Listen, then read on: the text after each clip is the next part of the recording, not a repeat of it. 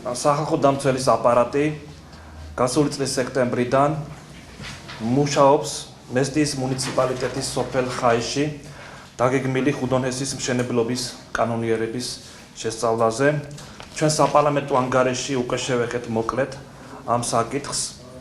კერძოდ სიცოცხლისა და ჯანმრთელობისათვის უნებელ გარემოში ცხოვრების უფლების თავში ჩვენ მოკლედ მიმოვიხილეთ ეს საკითხი, ხოლო დღეს საჯაროდ ვავრცელებთ რეკომენდაციას, რომელიც უკვე გაეგზავნა საქართველოს მთავრობას. სწორედ ხუდონესის მშენებლობის კანონიერებასთან დაკავშირებით. სრული დასკვნა უკვე არის მზად და გაგზავნილია მთავრობაში. ეს დასკვნა მოიცავს 7 რეკომენდაციას,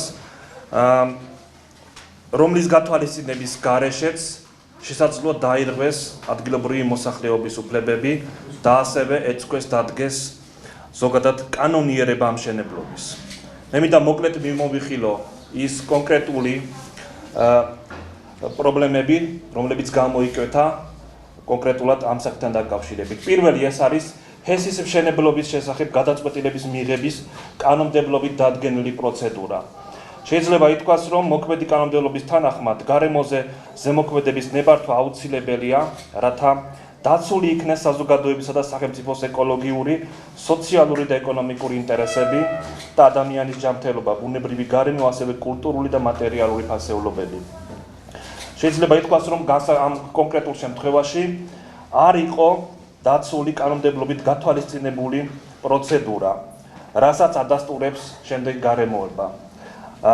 ენერგეტიკის მინისტრის 2008 წლის 23 აპრილის 46 ბრძანებაში არ არის პოტენციური წყაროების ნუსხაში, განახლებადი ენერგიების ნუსხაში არ არის მითითებული ხუდონის ჰიდროელექტროსადგური. ეს ჰესების ნუსხაში შევიდა მხოლოდ 2013 წლის 22 აგვისტოს 125 ბრძანებულებით ენერგეტიკის მინისტრის. ამ პერიოდისთვის კი საქართველოს მთავრობასა და ინვესტორ კომპანიას შორის უკვე იყო გაფორმებული ხელშეკრულება 2011 წლის 28 აპრილს, რაც წარმოადგენს არსებული პროცედურების უხეშ დარღვევას. გარდა ამისა, გარემოზე ზემოქმედების ნებართვის გაცემამდე მაღალი პოლიტიკური თანამდებობის პირების მხრიდან, კერძოდ ყოფილი პრემიერ-მინისტრის და ენერგეტიკის მინისტრის მხრიდან არაერთხელ გაკეთდა საჯარო განცხადებები ხუდონესის აშენების გარდაუვალობის შესახებ, რაც შესაძლოა შეფასდეს როგორც ერთგვარი ზეწოლა გადაწყვეტილების მიღებ ორგანოებზე. ხელშეკრულების თანახმად მთავრობა დაეხმარება პროექტის შემსრულებელ კომპანიას შესაბამისი ლიცენზიებისა და ნებართვების მოპოვებაში. ასევე საქართველოს მთავრობა ვალდებულია პროექტის შემსრულებელ კომპანიას მისცეს დამატებითი დრო წინამდებარე ხელშეკრულებებით გათვალისწინებული ვალდებულებების შესასრულებლად, თუ ნებართვა არ გაიცემა დადგენილ ვადაში. შეიძლება ითქვას, რომ ნებართვების მიღების პროცედურა ინვესტორისათვის ატარებს ფორმალურ ხასიათს და არ ითვალისწინებს შემთხვევას, როდესაც შეიძლება ინვესტორს საერთოდ უარი ეთქვას ამა თუ იმ ნებართვის გაცემაზე. პირიქით, ამ შემთხვევაში მთავრობა ვალდებულია, რომ მას მისცეს ვადა, რათა საჭირო იმ ნებართვები ინვესტორმა აუცილებლად მიიღოს. მეორე პრობლემა, მეორე საკითხი, ინვესტიციის მიმზიდველობა და ეკონომიკური ანალიზი. შეიძლება პირდაპირ ითქვას, რომ საქართველოს მთავრობის 2004 წლის 10 სექტემბრის სამოძაბნისმიერი დადგენილებით ეკონომიკის და მდგრადი განვითარების სამინისტრო არის ის ორგანო, რომელმაც მსგავს შემთხვევებში უნდა მოამზადოს ქვეყნის ეკონომიკური პოლიტიკისათვის და ინვესტიციებისთვის შესაბამისი დასკვნების მომზადება. აქ საუბარი არის ინვესტიციის მიმზიდველობაზე და ეკონომიკურ ანალიზზე.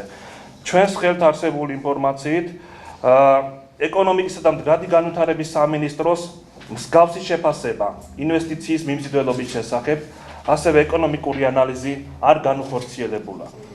არ არის დაანგარიშებული, გაწერილი და დასაბუთებული კონკრეტულად რა სარგებელს მიიღებს სახელმწიფო აღნიშნული პროექტით. კიდევ ერთი საკითხი, ჩვენ მივიღეთ წერილი ენერგეტიკის სამინისტროდან, რომ პროექტის შესაძლებლობას იძლევა დასაქმდეს ადგილობრივი მოსახლეობა. მსგავსი სახის ვალდებულება ინვესტორს არ გააჩნია, ეს მხოლოდ და მხოლოდ მის ინვესტორის კეთილ ნებაზია დამოკიდებული დასაქმდება თუ არა ადგილობრივი მოსახლეობა ამ პროექტში. მესამე საკითხი, ბუნებრივ გარემოზე ზემოქმედება. მოგეხსენებათ, გასულ წელს ტრანსელექტრიკა ჯორჯიამ საქართველოს გარემოს დაცვისა და ბუნებრივი რესურსების სამინისტროს წარუდგინა წინასწარი საჯარო განხილვებისთვის ანგარიში გარემოს ზემოქმედების შესახებ. სამინისტრომ თავის მხრივ 111 შენიშვნა გაუგზავნა უკან ინვესტორ კომპანიას.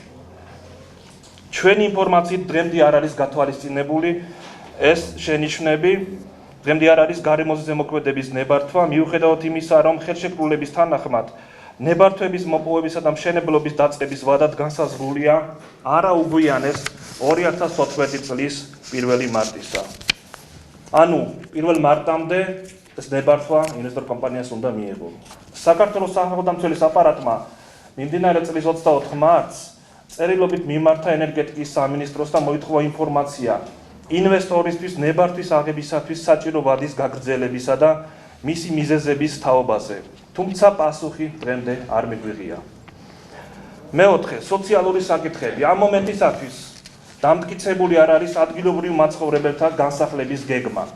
შესაბამისად, ამ ეტაპზე შეუძლებელია მსჯელობა მოსახლეობისათვის რამდენად სამართლიანი კომპენსაციის გაცემა იგეგმება.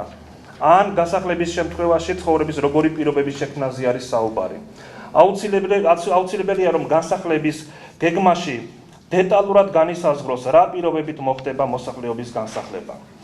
კიდევ ერთი საკითხი, მოგეხსენებათ საქართველოს პრეზიდენტის ბრძანებულების საფუძველზე 2012 წლის 11 იანვარს საქართველოს ეკონომიკისა და განვითარების სამინისტროსა და შპს ტრანსელექტრიკა ჯორჯიას შორის გაფორმდა ნასყიდობის ხელშეკრულება, რომლითაც ამ კომპანიას 11940 კვადრატული მეტრი საკუთრების უფლებით საერთო ფართი დაუკანონდა.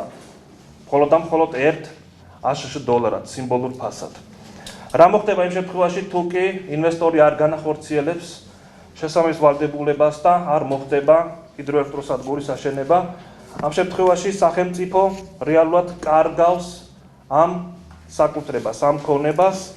კერძოდ, ხელშეკრულების 4-15 მუხლის თანახმად, იმ შემთხვევაში, თუ მთავრობა ან სახელმწიფო დარგობრივი უწყება ექსპროპრიაციის, იძულებითი დაუფლების, ნაციონალიზაციის ან სხვა სავალდებულო მოპოვების გზით მიიღებს საკუთრებაში ობიექტს, ან კომპანიის, პროექტის შემსრულებელი კომპანიის კაპიტალი ან აქტივები მთლიანად და ნაწილობრივ უნდა იქნეს ანაზღაურებული იმ მომენტისათვის არსებული საბაზრო ღირებულების შესაბამისად. ანუ $1 გადაცემული ქონება უკან უნდა დაბრუნდეს საბაზრო ღირებულების შესაბამისად. მეხუთე საკითხი, რომელსაც ვეხებით, ეხება კულტურულ მემკვიდრეობას. ხაიშის თემში არის გამოვლენილი და აღრიცხული როგორც არქეოლოგიური მემკვიდრეობის ობიექტები, ასევე ისტორიული არქეოლოგიური ნაგებობები. თუმცა დატბორვის ზონაში არ ექცევა კულტურული მემკვიდრეობის ძეგლის სტატუსის მქონე ძეგლები, მაგრამ მნიშვნელოვანი არის ასევე გარდა მატერიალურისა, ასევე არამატერიალური კულტურული მემკვიდრეობის დაცვის შესახებ 2013 წლის 17 ოქტომბრის კონვენციის პრინციპების დაცვა, რითაც სახელმწიფო არის ვალდებული ასევე დაიცვას არამატერიალური კულტურული მემკვიდრეობა აღნიშნულ თემში. მეექვსე, ერთ-ერთი ყველაზე მნიშვნელოვანი რეკომენდაცია ეხება პროექტის უსაფრთხოების თვალსაზრისით. ხუდონის ჰიდროელექტროსადგურის პროექტის გარემოზე ზემოქმედების შეფასების წინასწარი ვარიანტის თანახმად, პროექტის განხორციელების შედეგად იტბორება ზუგდიდი ჯვარი მესტიის დამაკავშირებელი გზა. როგორც ჩვენთვის ცნობილია, ზუგდიდი ჯვარი მესტიის დამაკავშირებელი გზის ალტერნატიული ვარიანტის განხორციელების შედეგად მაქსიმალურად უახლოვდება ეს გზა რუსეთის მიერ ოკუპირებულ ტერიტორიას. აღნიშნულიდან გამომდინარე, მიზანშეწონილად მიმაჩნია განსაკუთრებული ყურადღება მიექცეს და შეფასდეს პროექტის განხორციელება ქვეყნის უსაფრთხოების თვალსაზრისით. ზემოთქვულიდან გამომდინარე, მიზანშეწონილად მიმაჩნია, რომ ეს 7 რეკომენდაცია უნდა ჩამოთვალო. აუცილებლად იყოს მიღებული მხედველობაში. პირველი, ჰესის მშენებლობასთან დაკავშირებული გადაწყვეტილების მიღების სამართლებრივი პროცედურა შესაბამისობაში მოვიდეს საერთაშორისო ნორმებთან. მეორე, საქართველოს ეკონომიკის და მდგრადი განვითარების სამინისტროს მიერ დამოუკიდებელი ექსპერტების მონაწილეობით შეფასდეს ინვესტიციის მიმზიდველობა და გაკეთდეს ეკონომიკური ანალიზი. მესამე, მაქსიმალურად უზრუნველყოფილი იქნეს საზოგადოების ადეკვატური, დროული და ეფექტური ინფორმირება გარემოს დაცვასთან დაკავშირებული გადაწყვეტილების მიღების პროცესის ყველა ეტაპზე. მეოთხე, ჰესის მშენებლობისათვის საჭირო ნებართვების გაცემისას უზრუნველყოფილი იქნეს საქართველოს ზოგადი ადმინისტრაციული კოდექსით დადგენილი გადაწყვეტილების მომზადებისა და მიღების წესის დაცვა. მეხუთე, მოსახლეობასთან შეთანხმებით შემუშავდეს ადგილობრივ მაცხოვრებელთა განსახლების სამოქმედო გეგმა, განსახლების პოლიტიკა და მონიტორინგის გეგმა. მეექვსე, კანონმდებლობით გათვალისწინებული წესით მიღებული იქნეს ზომები მატერიალური და არამატერიალური კულტურული მემკვიდრეობის დაცვის მიზნით. და ბოლოს მეშვიდე, შეფასდეს ხუდონის ჰიდროელექტროსადგურის პროექტი ქვეყნის უსაფრთხოების თვალსაზრისით.